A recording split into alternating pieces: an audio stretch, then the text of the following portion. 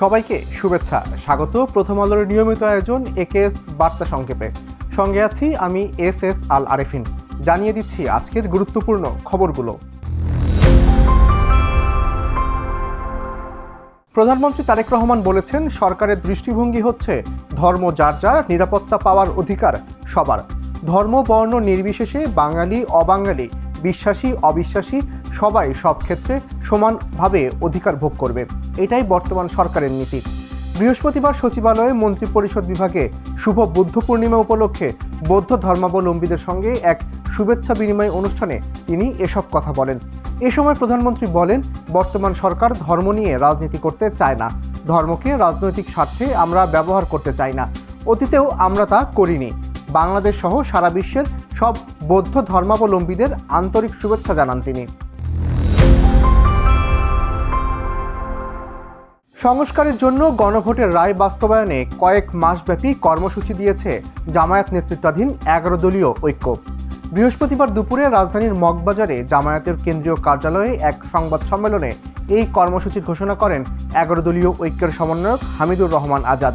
তিনি বলেন, গণভোটের রায় বাস্তবায়নে আগামী 16 মে রাজশাহীতে সমাবেশের মধ্য দিয়ে 11 দলের বিভাগীয় সমাবেশ শুরু হবে। এরপর আগামী 13 জুন চট্টগ্রামে, 20 জুন খুলনায়, 27 জুন ময়মনসিংহে, 11 জুলাই রংপুরে, 18 জুলাই বরিশালে এবং 25 জুলাই সিলেটে বিভাগীয় সমাবেশ হবে। এসব সমাবেশে সিটি কর্পোরেশন, বিভাগীয় শহর ও জেলাকে সম্পৃক্ত করা হবে।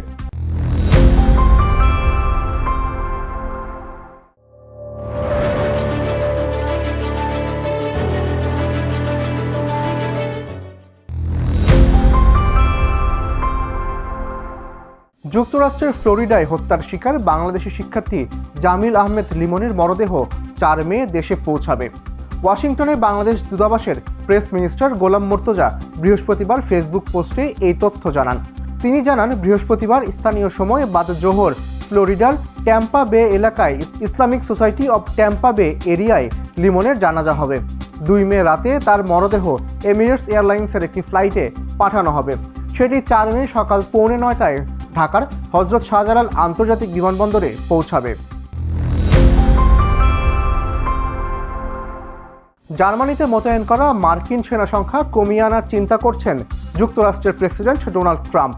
ইরান যুদ্ধ নিয়ে দেশটির চ্যান্সেলর ফ্রেডরিক মের্জের সঙ্গে উত্তেজনার মধ্যে তিনি এই ইঙ্গিত দিলেন।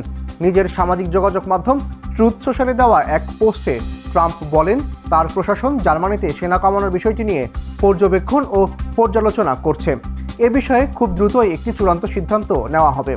সম্প্রতি জার্মান চ্যান্সেলর মন্তব্য করেন, ইরানি নেতৃত্বের কাছে যুক্তরাষ্ট্র অপমানিত হচ্ছে। তার এই মন্তব্যের পর ট্রাম্প ক্ষুব্ধ প্রতিক্রিয়া জানিয়ে মার্কিন সেনা কমানোর বার্তা দেন। চ্যাম্পিয়ন্স লিগ সেমিফাইনালে প্রথম লেগে ড্র করেছে আর্সেনাল ও অ্যাটলেটিকো মাদ্রিদ। 2টি গোলই এসেছে পেনাল্টি থেকে।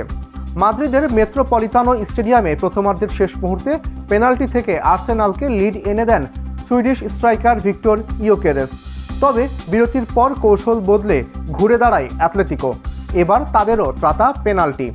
স্পট কিক থেকে সমতায় ফেরান হুলিয়ান আলভারেজ। এই গোলে মেসিকে টপকে দ্রুততম আর্জেন্টাইন হিসাবে চ্যাম্পিয়ন্স লিগে 25 গোলের মাইলফলক ছুঁয়েছেন তিনি। শেষ দিকে আর্সেনালের পক্ষে পেনাল্টির বাঁশি বাজলেও রিপ্লে দেখে তা বাতিল করেন রেফারি। 1-1 গোলে ড্র নিয়ে 5 মে লন্ডনে ফিরতি লেগে মুখোমুখি হবে এই দুই দল। শেষ করছি আজকের একেএস বার্তা সংক্ষেপ। প্রথম আলোর প্রতিদিনের এই আয়োজন দেখুন প্রথমআলো.com সহ আমাদের ইউটিউব চ্যানেল ও ফেসবুক পেজে। ধন্যবাদ এতক্ষণ সঙ্গে থাকার জন্য।